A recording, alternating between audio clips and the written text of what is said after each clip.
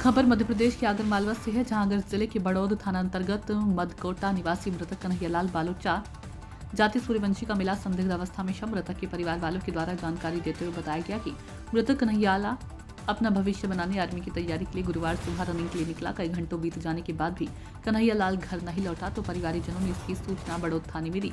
थाना टीम के द्वारा कन्हैयालाल की तलाश की गई तो गांव के ही एक खेत पर मृत अवस्था में मिला, जिसको लेकर बड़ौद पहुंचे। जैसे ही घटना की जानकारी भीम आर्मी एवं आजाद समाज पार्टी तथा सामाजिक लोगों को लगी, लोग धीरे धीरे एकत्रित होने लगे। भीम आर्मी आजाद समाज पार्टी के द्वारा अस्पताल परिसर में धरना प्रदर्शन किया गया। उसके बाद मृतक का पोस्टमार्टम मेडिकल टीम और भीम आर्मी एवं परिवार की निगरानी में किया गया।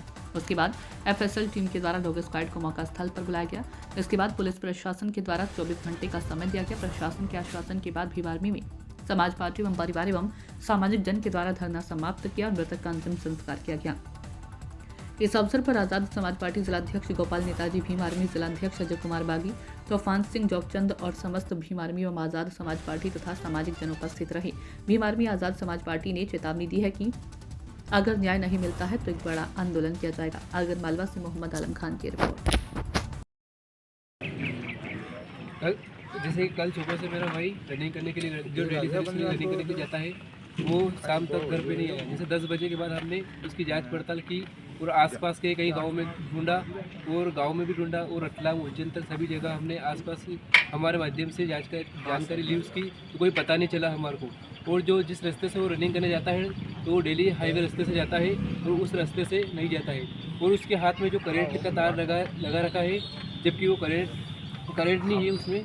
वो उसके जो शरीर पे कोई ब्लड भी ताज़ा ब्लड बह रहा है और उससे ये पता चलता है कि उसको कोई करंट नहीं लगा है।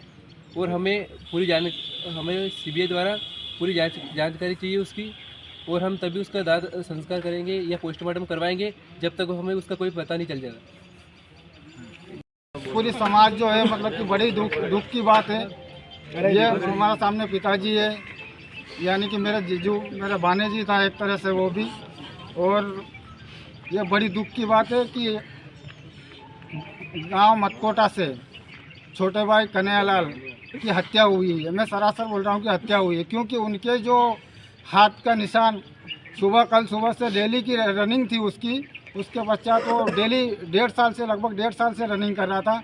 कल सुबह से 5 बजे से घर से निकला था। उसके पश्चात में जब वो 10 बजे तक 9 बजे तक घर पर नहीं पहुंचा तो इन्होंने फ़ोन लगाया तो फ़ोन स्विच ऑफ आया।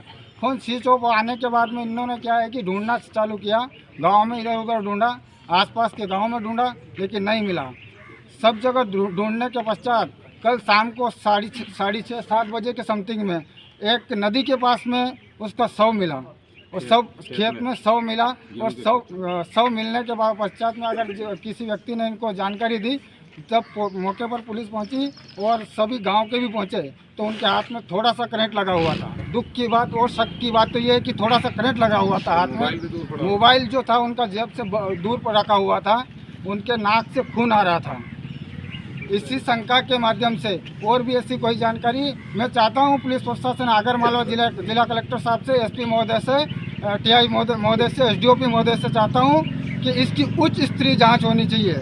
क्यों कि आज हमारे साथ हुआ है और हमें पूरा पक्का मतलब कि डाउट है, शंका है कि इसकी हत्या हुई है, मेरे भानेज की हत्या हुई है। और मैं खुद चाहता हूं कि इसकी उच्च स्तरीय जांच होनी चाहिए, सीबीआई जांच होनी चाहिए। एसडीओपी साहब, एसपी साहब, कलेक्टर महोदय, आप सभी से निवेदन करता हूं कि जब तक उच्च स्तरीय जाँच नहीं होगी तब तक हम इस शव का अंतिम संस्कार नहीं करेंगे, बड़ौद में ही बैठेंगे और शव के सामने ही बैठेंगे।